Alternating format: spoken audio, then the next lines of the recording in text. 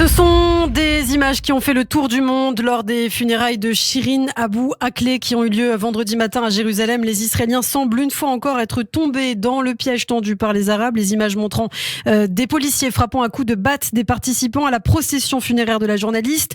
Mais sans se poser trop de questions, l'Union européenne et l'administration Biden ont condamné l'attitude d'Israël lors de ses obsèques alors que tout n'a pas été clairement montré des deux côtés. Pour en parler, nous retrouvons Denis Charbit, professeur de sciences politiques à l'Université ouverte d'Israël. Bonjour Denis. Bonjour. Bonjour Elana. Alors Denis, c'est l'affaire, comme je le disais, qui domine l'actualité. On a vu ces images, on a entendu les condamnations et pourtant ce qu'on ne dit pas, ce qu'on ne voit pas, c'est que les policiers ont aussi été violemment attaqués pendant ces obsèques et surtout que les émeutiers palestiniens, pour certains affiliés au Hamas, ont voulu s'emparer du cercueil afin de le transporter dans les rues de la vieille ville, ce qui n'était pas dans l'accord conclu entre la police israélienne et la famille de Shirin Abu Akleh. Alors avant d'en parler, avant peut-être d'en débattre, j'aimerais avoir votre sentiment, Denis, votre point de vue sur ce qu'on a vu ces derniers jours en Israël. La responsabilité nous en incombe. On a affaire à une population effectivement extrêmement tragiquement endeuillée par cette affaire. Bien sûr qu'elle attribue à Israël la responsabilité de l'assassinat, même si la vérité n'a toujours pas été établie. Et dans la mesure où nous sommes l'autorité responsable, Jérusalem fait partie de l'État d'Israël, elle a été annexée, je vous le rappelle, depuis 1967, c'est à la police de se montrer plus intelligente et elle ne l'a pas été. Voilà. Bien sûr qu'il y a eu violation de l'accord qui avait été établi entre la famille et les autorités de la police. Je ne sais pas quel scénario se serait-il déroulé si effectivement la police avait été moins présente. Il est évident qu'à un moment, elle aurait dû sans doute reculer, mais vous savez, je ne suis pas spécialiste et je ne veux pas porter, c'est trop facile de porter comme ça un jugement. Le résultat est bien entendu détestable, parce que s'il y a un devoir humain devant lequel tout le monde doit s'incliner, c'est de donner la possibilité d'enterrer une personne, même si on sait bien que l'affaire peut être exploitée, et elle a été par des provocateurs qui ne faisaient pas partie de la famille. Mais j'aurais préféré, si je puis dire, que l'affaire soit entre ces Palestiniens provocateurs et la famille, quitte à accuser Israël d'avoir laissé faire et de ne pas avoir été sur les lieux. Je pense qu'on s'en serait beaucoup mieux sorti, puisqu'on parle de communication, que qu'en voyant ces images, et quand bien même elles sont partielles, mais je veux dire, elles sont pas truquées, elles sont pas, voilà, il faut quand même dire les choses. Et parfois, je dirais qu'il vaut mieux, dans certaines situations, garder un certain silence et pas chercher à justifier ce qui me paraît être quand même assez injustifiable.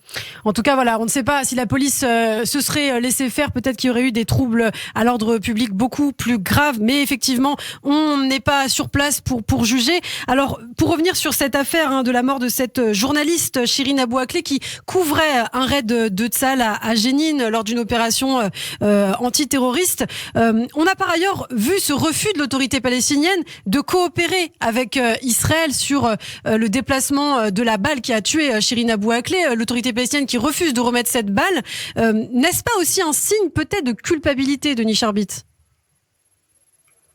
Écoutez, je vais vous donner mon sentiment. Je n'ai pas de rayon X pour savoir ce que pensent les autorités israéliennes et ce que pensent les autorités palestiniennes. Je dirais que dans cette affaire, parce que les deux scénarios sont possibles, je veux dire, il faut en exclure aucun. La seule chose qu'on peut dire, me semble-t-il, c'est que personne n'avait intérêt à la battre. Ni les Palestiniens s'il s'agit des Palestiniens, ni les Israéliens s'il s'agit de la balle tirée par un soldat israélien.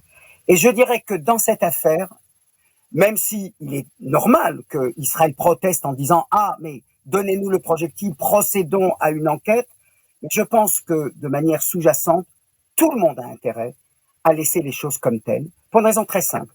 C'est que c'est autant de chances que ce soit des Palestiniens que ce soit des Israéliens. Et plutôt que de voir l'opprobre s'abattre sur celui qui a tiré, c'est-à-dire sur l'origine, le camp qui a tiré, les deux parties, au final, préfèrent que la vérité ne soit pas faite.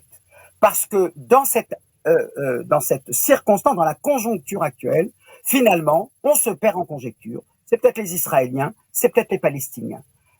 Avancer dans l'enquête, c'est forcément, ou à peu près forcément, aboutir à un résultat tangible qui portera la culpabilité ou sur l'un et ou sur l'autre. Et dans ce risque, puisque c'est ou c'est moi ou c'est l'autre, je pense que ça arrange et l'autorité palestinienne et l'État d'Israël qu'on ne sache pas finalement, parce que ça peut partir des deux. Oui, mais ça porterait aussi une responsabilité par rapport aux médias. Les médias, l'agence France Presse notamment, qui a tout de suite indiqué que c'était un tir israélien, que Shirin avait été tué par un tir israélien.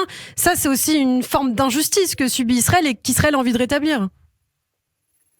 Sans aucun doute, bien entendu, qu'un journaliste a le devoir de vérité. Alors, il emploie le conditionnel s'il n'est pas sûr. J'ai pas lu le titre, mais si il avait été décrété effectivement que c'est une balle israélienne, c'est effectivement prématuré. Et c'est vrai qu'il y a un côté peut-être un peu automatique et pavlovien, parce que ça apparaît, voilà, sans avoir la vérité, ça apparaît plausible, logique, que ce soit le côté israélien plutôt que le côté palestinien. Attendez, Ilana, si ça avait été un journaliste israélien, on aurait bien évidemment dit un Palestinien a battu un soldat israélien, un journaliste israélien, parce que il est plus plausible que ça se passe comme ça. Mais voilà, il y a un devoir de vérité, il y a un devoir de retenue, et on n'écrit rien tant qu'on n'a pas une information assurée. Et si on n'est pas sûr, on emploie le conditionnel. Ça, c'est le premier point.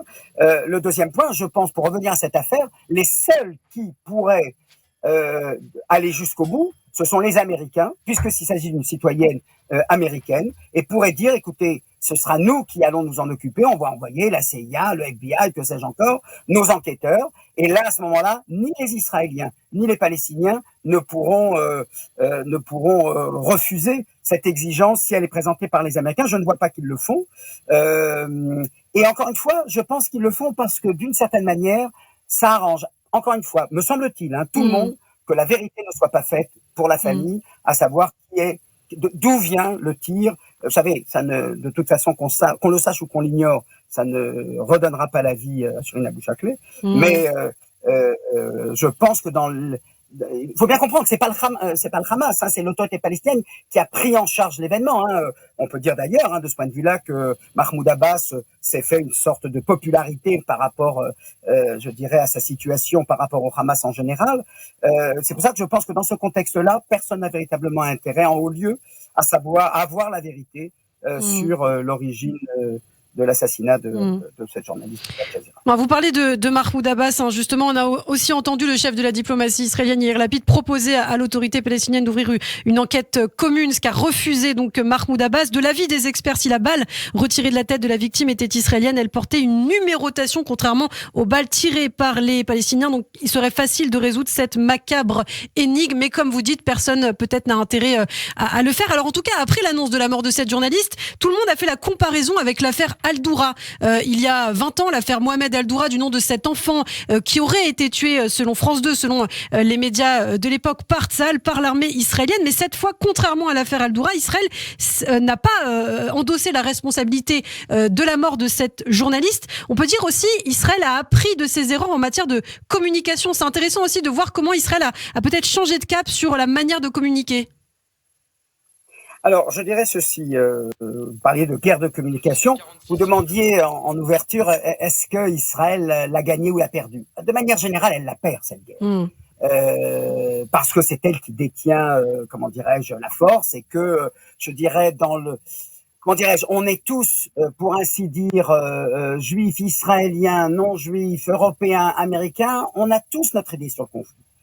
Et donc, de notre côté, nous ne voyons que les terroristes, nous ne voyons que les refus de l'autorité palestinienne, nous ne voulons rien entendre des griefs, des revendications légitimes des Palestiniens, et inversement. En Europe, aux États-Unis, on ne voit que les victimes palestiniennes, on ne voit que l'occupation, on ne voit que la colonisation. Quand on a un tel préalable des deux côtés, il ne faut pas s'attendre à ce qu'on puisse considérer un événement avec détachement. Donc ça, c'est vrai que c'est regrettable. Ce que je dirais, c'est que, et là je suis d'accord avec vous, oui, c'est vrai que Israël a présenté, non pas ses excuses, mais elle a regretté l'incident. C'était une manière de dire, on n'est pas les auteurs, en tout cas on ne l'a pas encore établi. Mais ce qui me paraît à peu près certain, c'est que si tant est plus que cette guerre avait été gagnée, cette guerre des communications, cette guerre des narratifs avait été, pas gagnée, s'il y avait match nul, dans le meilleur des cas, il y a eu match nul, c'est clair que ce qui s'est passé le lendemain lors de l'enterrement a définitivement, comment dirais-je, mis de côté toute réflexion sur est-ce qu'on a gagné, est-ce qu'on a perdu, est-ce que c'est match nul. C'est terminé. On a tout gâché, si j'ose dire, dans ce second épisode dont on se serait bien passé, et dont d'ailleurs tous les Israéliens admettent bien qu'il aurait été préférable que cela puisse être évité. Alors, il y a peut-être pour terminer, Denis Charbit, un dernier point, peut-être aussi un bon point qu'Israël a acquis dans cette crise, c'est le fait que les pays arabes amis désormais de l'État d'Israël n'ont pas réagi, n'ont pas condamné Israël tout de suite comme on avait pu le voir dans le passé. Les Émirats, le Bahreïn, etc. n'ont pas tout de suite pointé du doigt Israël. C'est vrai qu'on a pu noter une certaine retenue de la part des pays arabes qui déplorent. Vous savez, la diplomatie, c'est ça. Hein. Ça, c'est l'avantage de la diplomatie, qu'on le sache. C'est qu'on peut toujours condamner en choisissant bien ses mots, ou en contraire en prenant des formules assassines. Là, c'est pas le cas. Même la Turquie, qui nous avait habitués pendant des années à être le fer de lance des attaques les plus virulentes contre Israël. Oui. Voilà, justement, quelque chose de beaucoup plus modéré, plus sobre. Ouais. Voilà, ça montre l'intérêt. Et je suis de ceux qui pensent qu'on pourrait y arriver aussi avec les Palestiniens si on y mettait un petit peu plus de bonne volonté, un peu plus de générosité et un peu plus de compréhension et moins de déshumanisation, ce qui malheureusement est au cœur même d'un conflit. Quand il y a conflit, chacun déshumanise l'autre. Donc je ne m'étonne pas des réactions en Israël, qui, à juste titre, font valoir les 19 Israéliens qui ont été assassinés et qui sont pas moins civils que la journaliste qui a été abattue. Mais voilà, c'est le malheur d'un conflit de ne se préoccuper que des siens et que de n'avoir que mépris ou oubli pour les autres. Et quant à l'opinion internationale, c'est vrai qu'elle a plutôt l'habitude de considérer, les conflits en noir ou blanc. Et c'est vrai que ce qui est peut-être déplorable, c'est qu'on ne voit que le côté noir ou blanc du conflit, là où c'est la zone grise. Le problème, c'est que les Palestiniens le voient aussi en noir et blanc, et que les Israéliens le voient en noir et blanc. Et si ça continue comme ça, là, on est parti pour longtemps. Eh bien, merci beaucoup pour toutes ces précisions, Denis Charbit, pour cette analyse, donc à la suite de la mort de cette journaliste d'Al Jazeera, Shirin Abu Akleh, et ses tensions en Israël. Merci beaucoup, Denis Charbit. À la semaine prochaine sur Radio J.